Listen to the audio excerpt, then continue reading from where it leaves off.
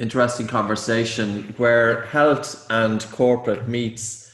And I suppose a lot of corporate entities are going to be, it's all about the bottom line and it's all about saving costs. And it's, really from a financial point of view. Here we are talking with Anna, and she is a wellness pioneer with a corporate chain of hotels called Six Senses. And they are bringing very innovative and pioneering techniques into the corporate world for both their employees and their guests. This is one I'm intrigued with because, in terms of the philosophy and everything else, and of course, I'm joined here by Daniel PÅLSSON, who is my normal co-host. So welcome, Anna. Can you give us a little bit of background and just see how the conversation flows? So yeah, from the perspective of getting inside the minds of Six Senses, and what does it mean for the employees and what will that mean for the guests, and where do you think it's all going in terms of Six Senses in 5 years' time and 10 years' time? So we have plenty to talk about. So yeah, welcome. Thank you. It's a pleasure to be here. And it's interesting times right now because we're seeing, and I've worked a lot with, a couple of years ago, I started to work with Harvard actually, in the medical school of Chan. And I was so amazed that they actually wanted to work with us and myself, because wellness has been such a quasi-scientific way of looking at things, and scientists normally wants to just isolate something and research that so they can make some kind of conclusions from that isolated. But they said we've come to the realization that everything is holistically put together in one kind of box, so we can't isolate. It makes it much more complicated. That information didn't crawl into the field of medicine, but let's go on. Well, the good thing, I mean, I have been in this industry for 25 years, and just 10 years ago, the medical doctors would just call wellness woo-woo. It was something that was non-scientific. You do it because it's placebo. That's what I always heard the first 10 to 15 years. And suddenly now, medical field is interested. We do not have a problem finding medical doctors who want to work with us and want to look at preventative, and has kind of seen the light that what you eat, how you breathe, how you sleep actually has something to do with how you are, because that was obviously not the norm. So it's really changing. So I'm, in one way, okay, one would hope it changed quicker, but it is really changing, because before we were like witches, and my father was a medical doctor and of the old school. So he always said, when we talked, his wife had some issues with inflammation. Well, obviously he didn't say inflammation, of disease, of rheumatoid arthritis. But I said, you really maybe should look at what you eat, because you are eating a very inflammatory diet. And he just like, that has nothing to do with it. It's medication, Anna. It's medication, and don't try to sell this quasi-scientific things, because it's just completely wrong. What you eat has nothing to do with rheumatoid arthritis.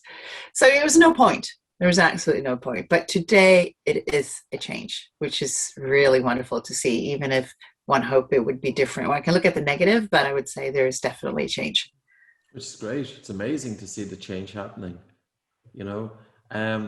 So for the corporate world, how did you get involved with this, by the way, if you don't mind me asking? Well, I was always in wellness, and I started in fitness, doing personal training and all the aerobic instructors and spinning and all these things. And then I thought, okay, I got to get myself a real job. So I finally went when I was 23 to university and studied, did a master's degree in finance. And then when I got out, I started to build a gym chain here in Sweden. It's called SATS. So opened the first one and kind of started to be part of that. So it was my father wasn't too happy, because he wanted me to work at McKinsey or Boston or somewhere else, which I could have done, but I chose the with my heart instead. So that's how I got into the corporate world. And that was just in the pivotal world when gyms changed from isolated basement places to becoming big business, and we got purchased by 24 Hour Fitness, the world's largest fitness chain. And then that's how kind of it, then I went on, this was over 20 years ago, I did a 10-day silent meditation with Vipassana. So And that, did I. They're brilliant. Yeah. yeah, it's brilliant. But that changed everything, because then I realized, oh my God, physical fitness is far from everything. You need to have spiritual, mental, and emotional fitness as well, so to speak, or health. So that changed, and I did many of those Vipassanas through the years until I got children. Then they stopped because it doesn't work. But no, so I think that's really where it's gone. I got into the corporate world because I did business studies, and then things has just flown into various things, being in the right place at the right time, and started my own company together with some others, sold it. So it's just those type of things. That's just the especially in the early days, people who knew wellness were not business oriented. So for me to have both of those, one leg in each, that really helped. It's very important. That is what's interesting. I see you have those two worlds, because like you said, normally you have the ones that are into wellness, they're here, and then you have business people, but you came from a little bit of at least academic wise financial background, and then you moved into the wellness space. And would you say that because Sats is and was very successful, would you say that Six Senses is to some degree where Sats were 25 years ago, but now you have much more? Now you have sleep and breathing and many more things in your arsenal. Would that be a fair comparison, that the maturity has evolved over 20 years? It has, but Sats, to be honest, hasn't developed much. It's still a fitness center. And the biggest, so I don't think they've become a lot more holistic, unfortunately. I think fitness centers could be so much more, whereas Six Senses is very holistic because it looks at all aspects. Yeah. But Sats doesn't look at either emotional, spiritual, or mental fitness, and it doesn't look at even really nutrition or other physical parts. So I would say it's hard to compare it, but I would say that because, and also it's a very different. Six Senses is a luxury hotel, which is literally sells beds and experiences. And but we're very wedded to sustainability, which Sats isn't either, really, in that sense. So for us, it's really a holistic way of looking. We call it integrated wellness because wellness is integrated in everything we do. Most hotel companies, you have food and beverage, you have a spa, and you have a fitness center, and that's the wellness. Where at Six Senses, we have wellness everywhere. How we build the hotels, how sustainability meets wellness, how we do the sleep experience in the room. So all of those, as well as the programming that doesn't necessarily need to happen within the spa and the fitness. So it's a much more holistic approach, and also looking much more to environmental fitness, because I know that, for instance, with breath, there's one thing to breathe right, but also the air should be clean that you breathe, because that's really important. So even we have tourism here in Sweden, for instance, where people come here. I met an Indian family 2 years ago. It's like, what brought you here? And he says, we chose Sweden because they have clean air and we wanted to see how it was. And you're like, okay, that's the first time I've ever heard that. So I think it's both looking at the environmental, what air do you actually breathe inside your bedroom when you sleep, and then there is the technique of breathing as well.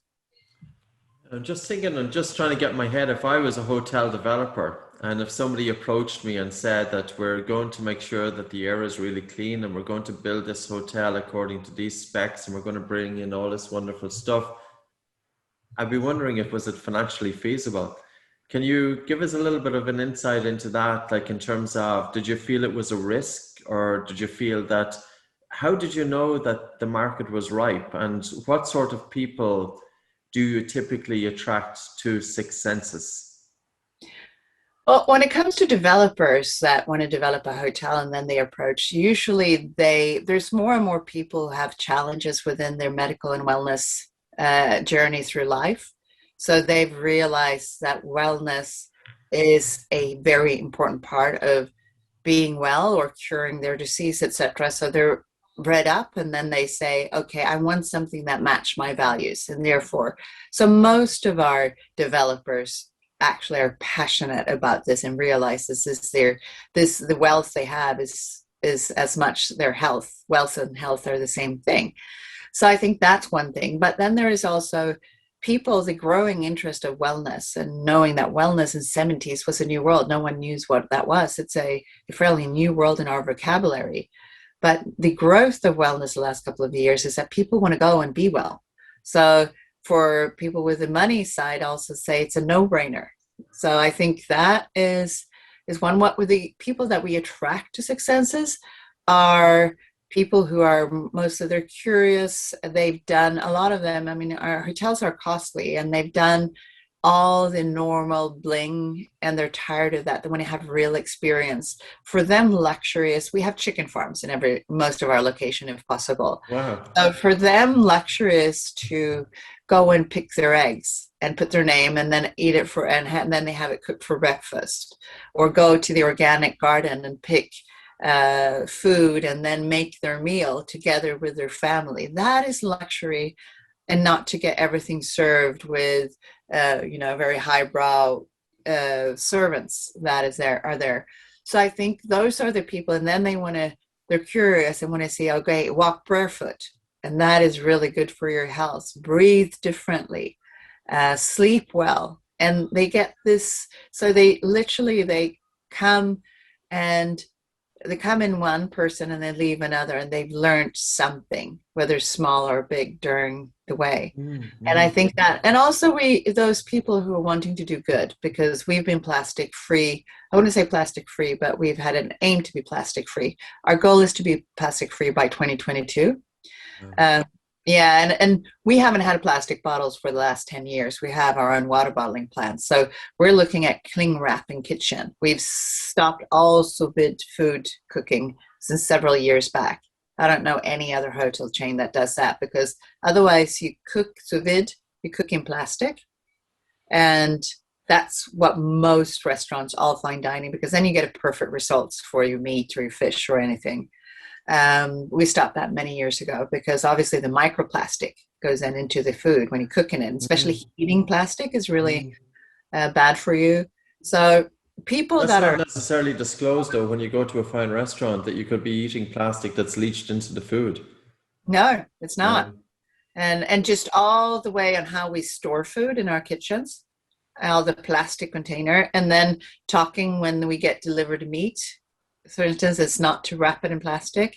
So beauty products, coffee capsules. I mean, it's a quest, but we've been doing this for quite some time. And right now we call it the Dirty 18, because we had students that come in and did their master's thesis and looked at everything. What was the most plastic we still had in our hotels, and coffee capsules was the most. So that's now being eradicated. Wow, that's amazing. So this is the hotel of the future in terms of sustainability. I think so. When it comes to sustainability, there are many individual hotels that has owners that are passionate, that are doing amazing things. But I haven't seen any chain that is up to the level of Six Senses. How do you work with that as a business model? Because if you say you started 10 years ago with reducing plastic and all that, if you take too many costs, of course your hotels are very expensive, but if you're too far ahead of the curve, people may not be willing to pay for it. Do you market that to your clients that you're doing all these things so they know kind of what they're paying for? We do, we don't want to be, so to speak, tree huggers too much. We want to more have it there. It's the same with wellness. You don't have to. If you're not interested in wellness, what we have is that we have a sleep doctor and a jet lag professor that's helped us with how do we build our bedrooms. What's the bed you sleep in? And it's organic, no plastic, no polyester, anything that you breathe in. And it's also looked at temperature-wise in the bed. the ecosystem, as well as the pillows. I cannot tell you how many pillows we sent to Dr. Bruce, for instance. He basically said no to probably 50 pillows before we had these ones that say, yeah, these are good for sleep. Wow. And then we had all these pillows that would say super good for sleep, you know, they blah, blah, blah. So people are not interested in wellness, but they come to a Six Senses and they feel better. It's organic food. They sleep in a room which is really built for sleep with temperature and blackouts and everything. So they might not do much, but they feel better, and therefore they want to come back. And then you have those that want to dive deeper. So we do, but we don't try to be too much tree huggers. We just have it. It's like the Grand Hotel here in Stockholm, one of the most sustainable hotels we have in Sweden, but they don't really talk about it. It's just something that they are. So I think that's what we're also trying to do. But we do tell them, and they obviously see that there's no plastic. And even when you go to the Maldives, I was there over New Year's, you get an email before you come and say, please don't bring any plastic. And if you do, please bring it back with you. And don't bring any sunscreen that kills the reefs and the fish, because the amount of sunscreen we dump that are toxic into the, one thing is putting it onto ourselves and get endocrine disruptors and all these things that we get, but so many tons of sunscreen that just kills the wildlife in the ocean is horrible. So those are the things that we tell the guest, and then they's like, oh my God, my Navia sunscreen is not good. Why isn't, I've used it all my life? And then they start thinking and understand and read, and they say, okay, we're killing the ocean, but I'm also slowly killing myself with the sunscreen. Could you tell us how you work with that, as far as when it comes to the classes or courses you offer guests that arrive there, in terms of your complete offering? How do you have it during the week, or before they come, and after at all? Like what type of offers do you have for clients that come to your hotels? Well, we have this general lots of lectures, and we try to make it a lot of fun. So when it comes to sustainability, we, for instance, have so many sustainability stuff where you make pots out of old towels, or you take crushed glass and make Christmas ornaments and stuff like that. So we do a lot of interesting, fun craft stuff with this. And then we have talks, a lot of talks. But when it comes to programming as well, we have something where we call integrated wellness programming, where we measure a person's biomarkers through a medical FDA licensed device, so it's accurate. And we do that non-invasively, because we can't take blood and urine and stuff in the Maldives because there's no lab there. So we have a device where we use bioimpedance, oximeters, which also does the HRV. We do pulse wave analysis, galvanic skin response, blood pressure, all these things, and get it into a system where we very much know, and we've compared it with blood tests and other through the years. It's a medical device, but we use it for wellness, so that we can get a very good understanding of the person's wellness status and where the strengths and weaknesses are. And then when it's every guest, when it's something in it for them, then they're interested of learning more. So, and we've seen post-COVID in our locations is that these wellness screening is skyrocketing, because people are wanting to know, what's my wellness status? And not that, because if you don't feel sick and you go to the doctor, you only know if you get a disease. But here, you know, oh, I'm low on magnesium, or I'm actually slightly depressed, or I'm too stressed. Overweight, we usually know because it's such a simple measurement. So then you go into a journey of experiences. It's often with our guests is that when you understand it for yourself, and I would say, I mean, it's the same question to you, Patrick. When does breath click for people? How do you get them to actually, it must be when they see what are results they get for themselves. Well, I suppose since 2002, we put it out there mainly for people with asthma and for sleep issues and for anxiety. So that the tendency that we put it out there for helping these individuals, we drew those people into the courses. But since 2013, 2014, with Oxygen Advantage, we tweaked breathing for high performance. So now we get healthy people with Oxygen Advantage, And we also use it for respiration. So last night I had a workshop for people with asthma and bronchiectasis and COPD. So I think sometimes it's the terminology and it's how we phrase it and how we put it out there. And I really like the point that you made about tree huggers, because I think tree huggers in actual fact have given many things a bad rap. You know, because there's these connotations that, you know, there's nothing, when people are talking about wellness, oftentimes there's been so many false claims, there's been so many dodgy kind of things going on, and breathing as well was occupying that space. And that's the last few years that breathing has really come out and came to the fore, and bringing in sleep as well. Sleep wasn't talked about either. So Anna, the type of people that are coming to the hotel, so I can imagine a corporate CEO coming in and he or she is under a lot of stress all the time. Do they get shocked when they see their markers? Say they're 45, 50 years of age, and they have the wellness, and the next thing is they're saying, oh my God, this, I need to really improve. Do you ever see that, or are people kind of taken aback by finding out something that you think, even though they feel okay, but their markers are showing that this needs improvement? Do they take it well?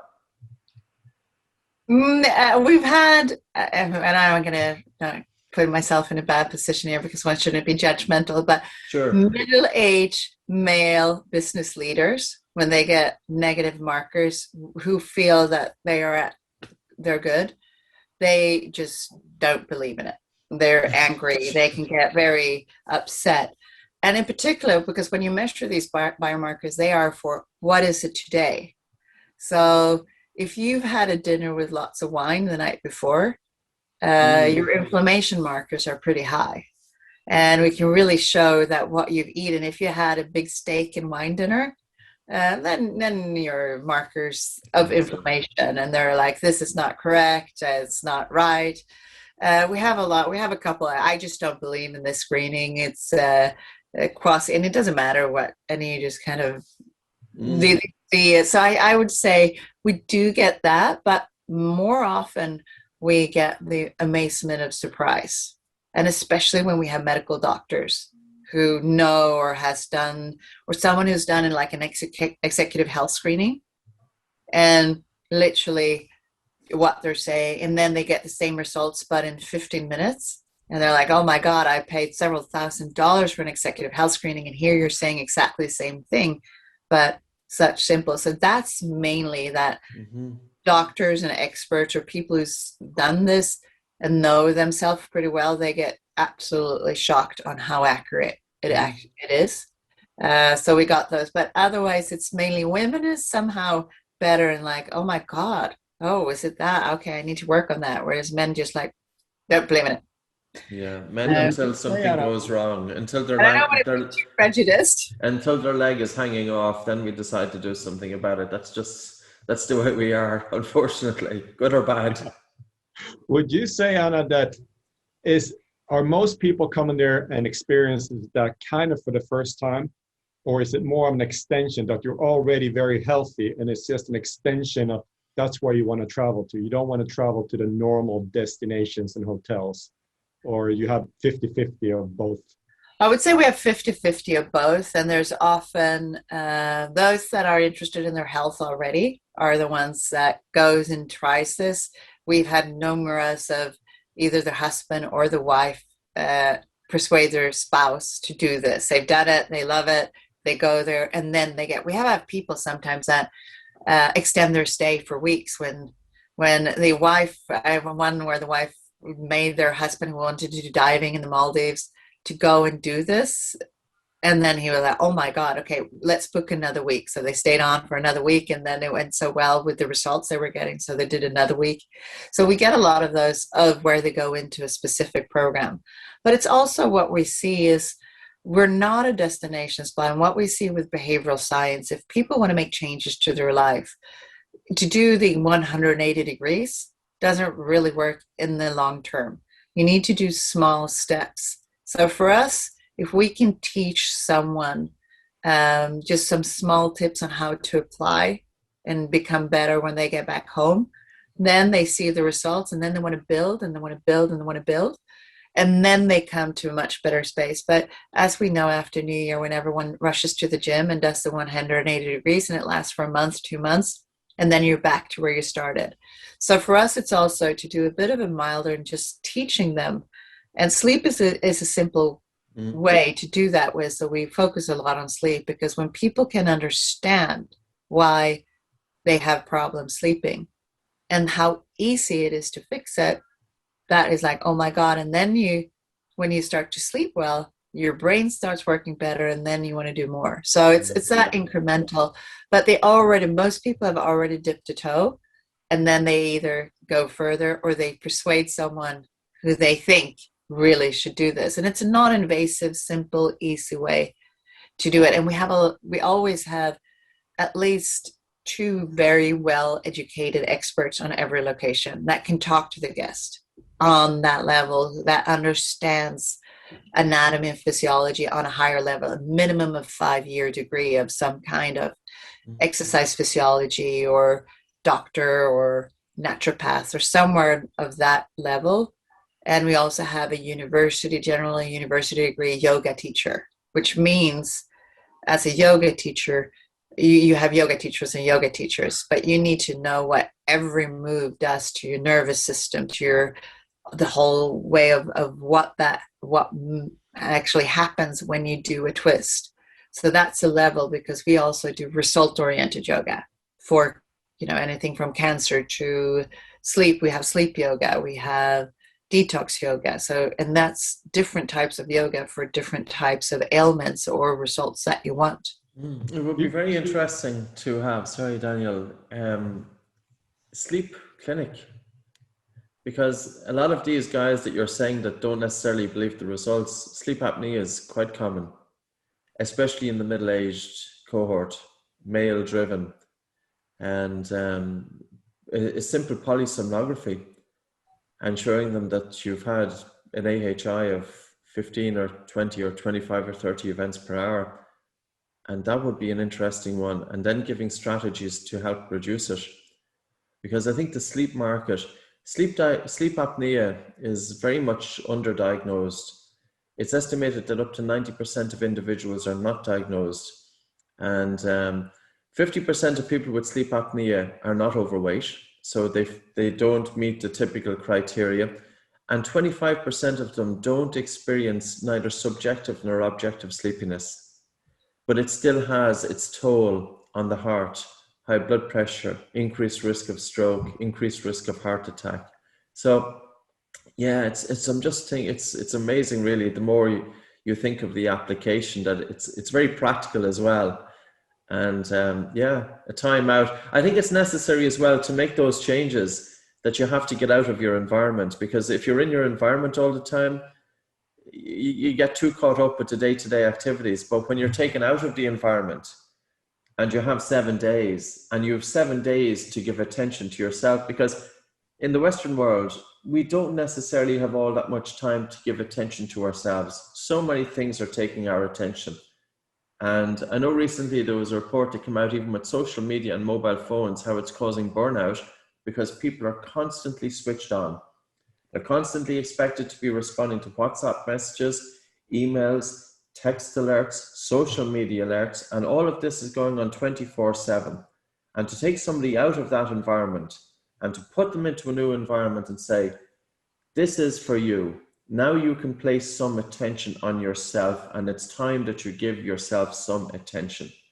And that is wonderful. And it's a little bit like the Vipassana technique that you spoke about earlier on. You put away the car keys, you put away the wallet, you're meditating, there's a guy banging a bong outside the door, whatever, 4:30 in the morning, and you're listening to SN Goenka. And you know what? It's pretty good, so it is. It's nice to do that, yeah. It's the best. I mean, it must have been the same for you when you did it the first time. It's by far the best thing to sit 10 days silent and look inwards. Yes. And get to know yourself, which is not always a pleasant experience. Yes. Well, I found the physical posture really excruciating.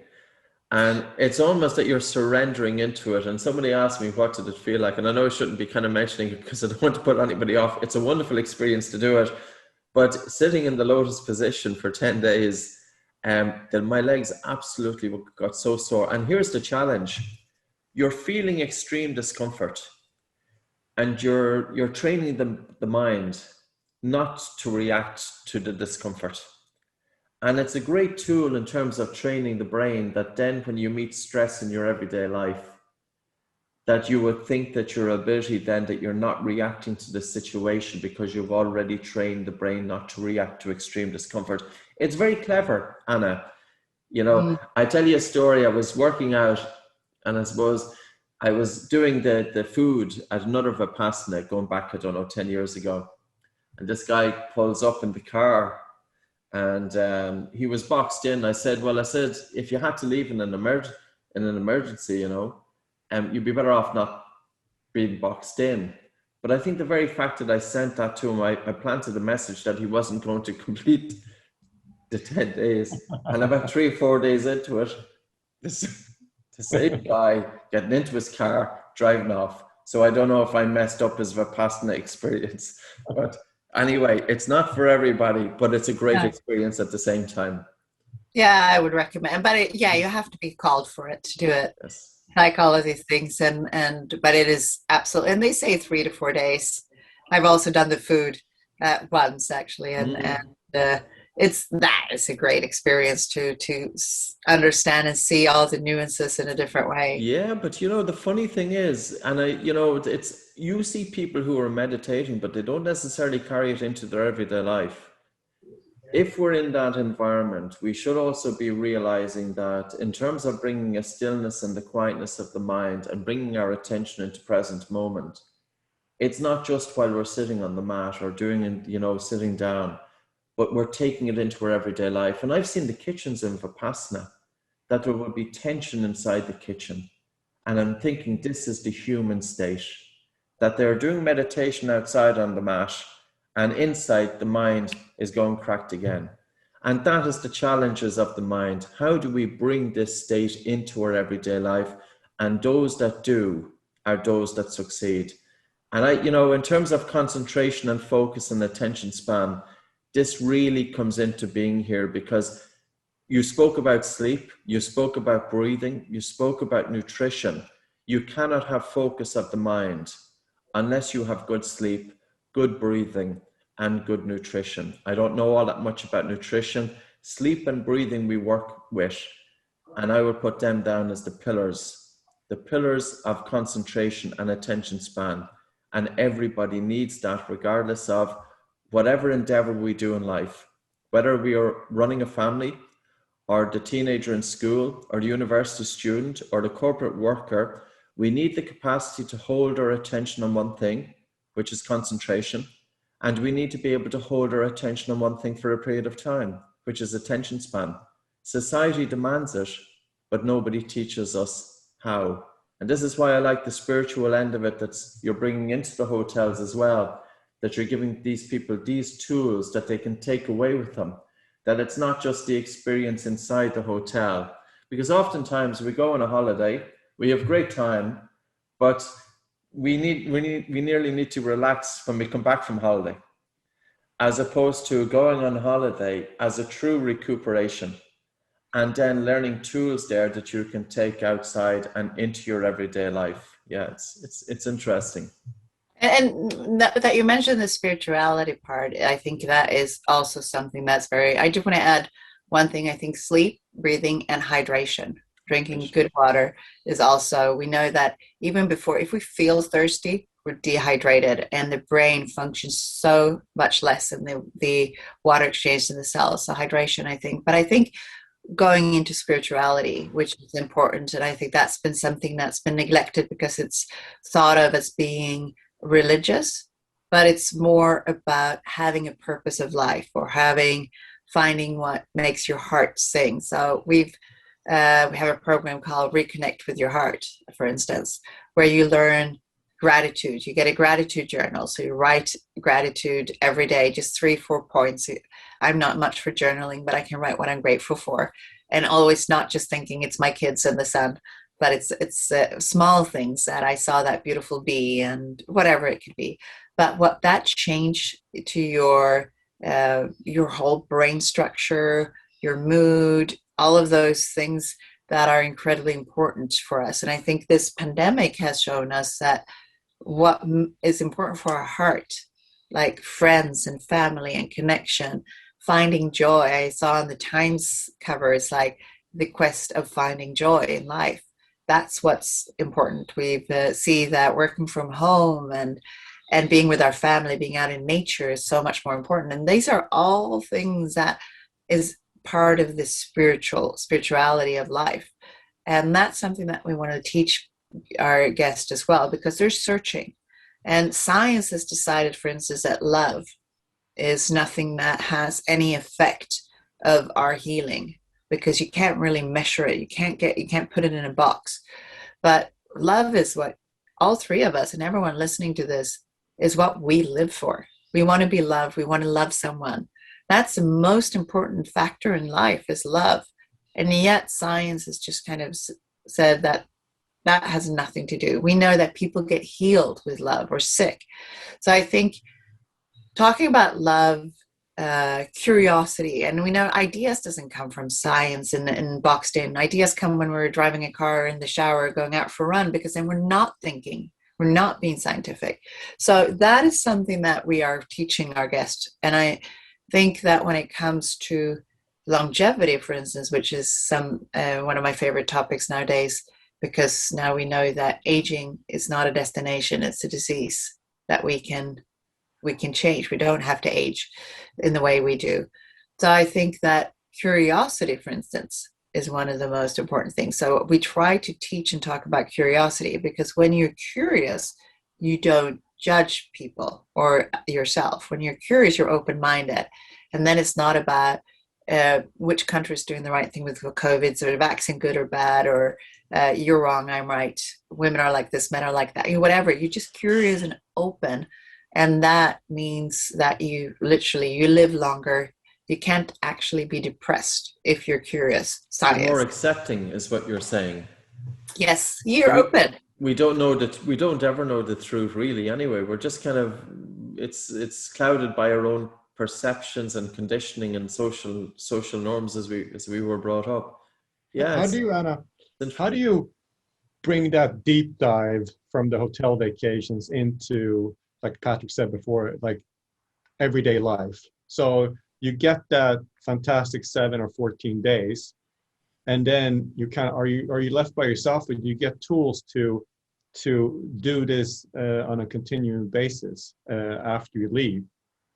We try to motivate and teach them what to do. So for instance, with the gratefulness practice, is that every day before they go to bed, and they look at what they're grateful for. When they lay in bed and trying to go to sleep, just think, if you get that into your system.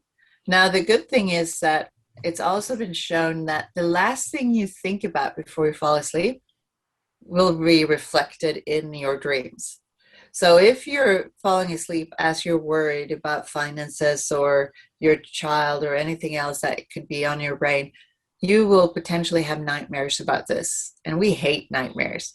So just that, to tell people about that when it comes to sleep, is that the last thought you have, and if you could make that thought being grateful thought, your dreams will become so much better. So, and then you get into that routine that every night you fall asleep, I think about the day and what I'm grateful for, not about all the issues that happen during the day. And then people get that, and then they want to do that when they wake up. And if they do a gratefulness practice, 1 minute is max what it takes. That changes your whole morning. So then people get into that and see, oh my God, it's such beneficial to look at that. So then we can add those small things. So it's more giving them the tools, and then that they can actually feel how that feels. And so I think and then they continue it with back home. And I have had so many of our guests, especially when it comes to sleep, where we're giving them small tips. I met this lady, a journalist actually, it's been to Douro Valley in Portugal, and she had been on sleep meds, been on sleep doctors, all kinds of things for such a long time. And she was dehydrated. She hated to drink water throughout the day. So we put up all these flavored waters. We did water tastings with her, all kinds of things. So she drank more teas, cold teas, warm teas. And a year later, I met with her. She says, "You changed my life. I'm off sleep meds. I'm off everything. And I sleep well." And it was only because I drank too little water during the day. That was her whole problem. So teach them this, and then they start to change their lives, because it has a profound effect. I think that's the main message, I would say. It's when the experience of it. Yeah. It's getting them through it that they feel the difference. Bite size. So I think it's the same with breath. To do this really hard thing, it's difficult. I mean, I remember many years ago when I did this study with Anders on breath, and I had to learn to go out and do cross-country skiing with a taped mouth. And that was hard. And I think, but if you do it in small bites, like when you start running again after you've been out running, you walk for 1 minute, or run for 1 minute, and then whatever. You have to adjust to it. And also, I suppose we have to bear in mind that the human body is so unique, and people very much breathe differently. People with a history of trauma breathe differently than those that have relatively comfortable experiences. People, even as children, if they had near drowning difficulties or in a swimming pool, hormonal changes in females don't get considered. As we put on a bit of weight, especially with females, it can change breathing patterns. So we really do have to tailor the breathing exercise. And I've made plenty of mistakes with this one. I remember, people coming in with chronic fatigue, and I'd give them breathing exercise, and I would totally floor them, because I wouldn't take into consideration. Of course, I knew they were tired, but I didn't realize the degree of reserve that they had. They just didn't have the energy reserve. So it's always a balance of targeting the autonomic nervous system. And on one hand, you do want to increase parasympathetic tone and to help them to relax. But on the other hand, we want to stress them a little bit. And we do that even with chronic fatigue. But it's knowing where to relax them and where to stress them. And with human beings, this is about resilience, developing this balance in terms of, with the autonomic nervous system, the automatic functioning of the body. And it's a little bit of an art. And I suppose it's the degree of depth, as you said earlier on. You can have yoga teacher, but not all yoga teachers are the same. And I remember a guy talking about anybody can be a tattoo artist. Not that I have any tattoos or anything, but anybody can be a tattoo artist, but not everybody can be a great tattoo artist.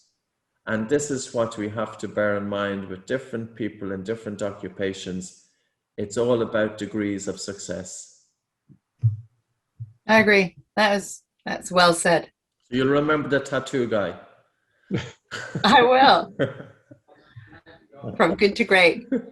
I think that is why I would argue almost that breathing is the ultimate habit, and having that gas pedal and brake using your autonomic or parasympathetic system is great, because you always have it with you, so you can always work with it, although it takes time. So what type of yoga is great, but normally people view yoga as something you do in the morning or at night. And what Pastor and I have been discussing a lot is actually to bring in breathing to every second of your life, to have awareness at work, in your activities, because it's always there. It's like I told Patrick the other day, it's the main show. It's not a sideshow. So you need it the whole time.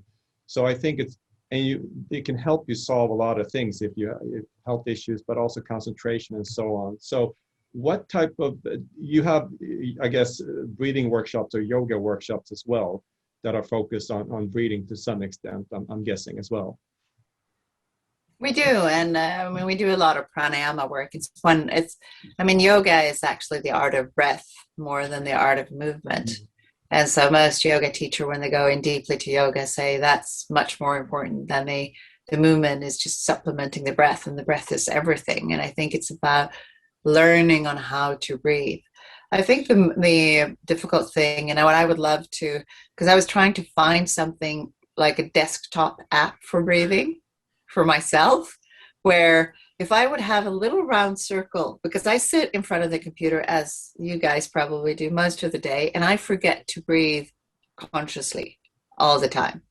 But if there would be a little circle that says breathe in, breathe out, like just a small one in this corner or somewhere, I would promise you I'd breathe. I mean, if you can do this and people can download it and just do 5.5 seconds in, 5.5 seconds out, or whatever, that would, you could either put it into your optimal HRV breathing pattern.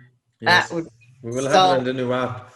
And it's a good point that you raise. You know, email apnea is fairly common. People are so focused on what they're doing that they stop breathing. But it may precede a period of hyperventilation. So what we want to do is really train the brain to have regular breathing patterns. And one way to do it would be breathing in for 5 seconds, out for 5. But I suppose the other thing is it's always about balance. When we're counting the breath in for 5 seconds and out for 5, we don't want the person taking these full big breaths, because this can contribute to hyperventilation. So it's almost that we want the balance between light and slow and deep. And again, you know, this hasn't been necessarily taken into consideration. There's a very good book on pranayama called Restoring Pranayama. And it was written by a yoga instructor, Robin Rottenberg. And she went back to the breathing as how the yogis developed it. And the word is subtle. And breathing, subtle is breathing light. And it's about conservation of the breath, conservation of prana.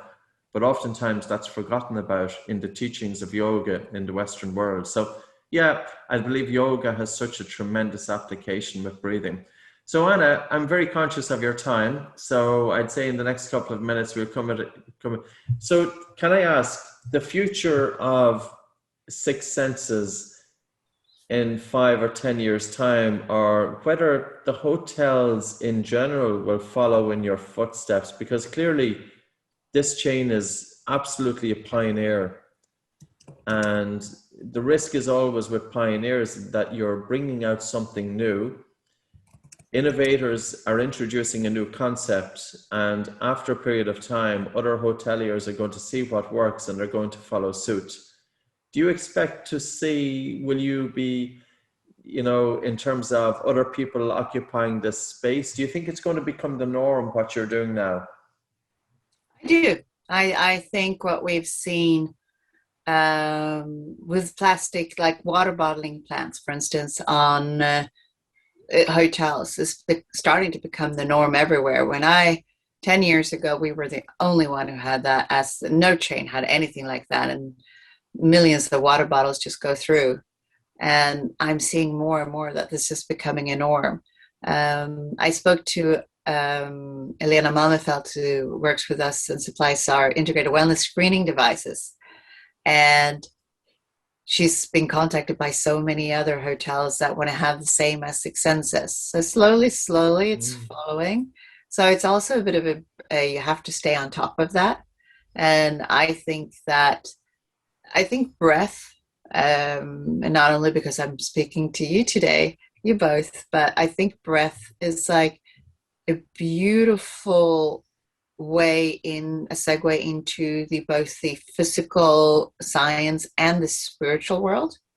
Every spiritual master has also been a master of breath. I believe it's impossible to go into that. And in this day of psychedelics and all these things that people are looking at, actually, if you want to have a very quick way into a psychedelic experience, you do that through your breath. I've had several psychedelic experiences with breath.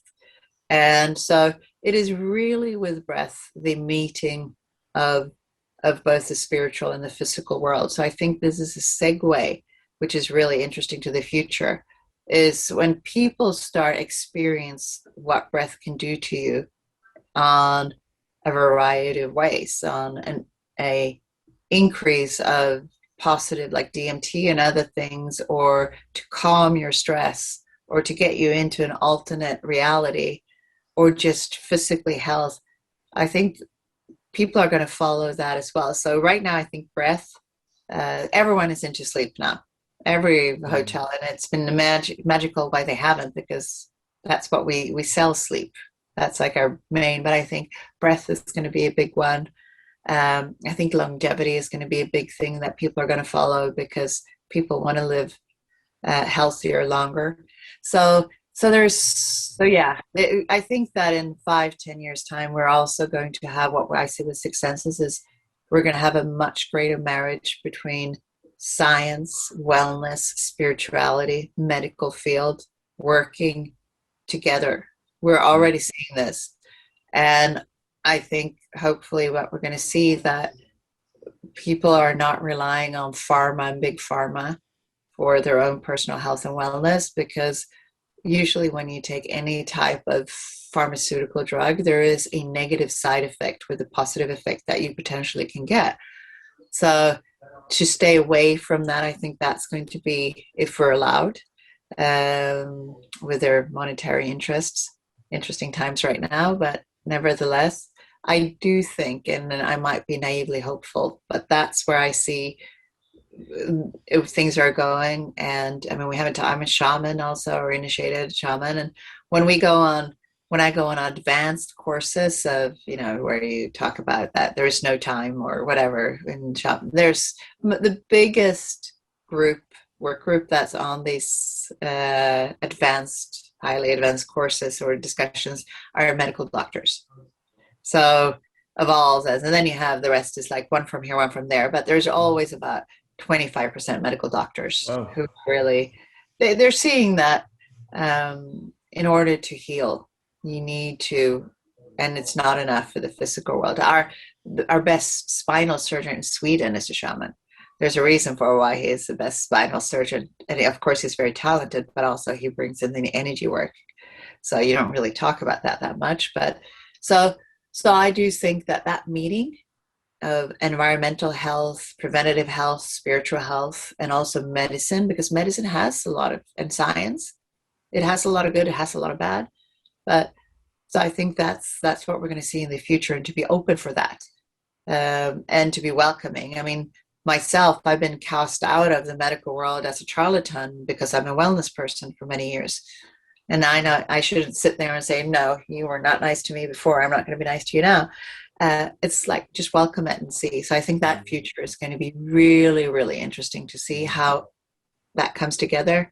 And of course, there's science and doctors and others that fights that because they want to have their truth. But curiosity will prevail, I think. And I do think that that's where the future goes. And then others are following. You just have to be bold enough. We brought in shamanism into our locations. We have fire ceremonies that's based on shamanistic in every location every week at Six Senses nowadays. So you bring in, and then others follows. So pretty amazing. And on that note, Daniel. No, I mean, it's a great end to that, and I think you're absolutely right. I think it's a matter of time. If you look back in history, what people said 100 years ago, and today it moves so fast. So it could definitely happen in 5 to 10 years. So it'd be very interesting to see who follows in your industry and in a general corporate world as well. So I think it's a very interesting time. So looking forward to see that. Brilliant. Well, thank you so much. Anna, it's a pleasure. Thank you very much. Thank you.